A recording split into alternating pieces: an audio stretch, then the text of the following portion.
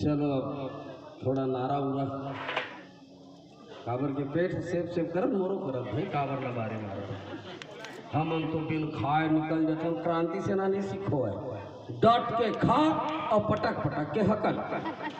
ये हर हमारा आंदोलन है लोकतांत्रिक ढंग से। हमारे यशवंत भैया तो बड़ा जोरदार लिखे भाई वो तो उग्र लोकतांत्रिक लझेरे पर तैयार रहो कि लिखे है। मैं प्रणाम करता हूँ इसे कलम का भाई।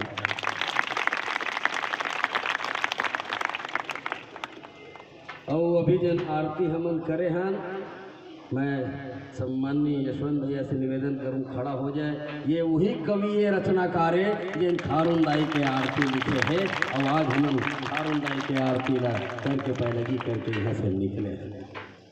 अरे एक से खीरा है वो तुम्हारा आचरा ला चांद ला तब बात है। अच्छा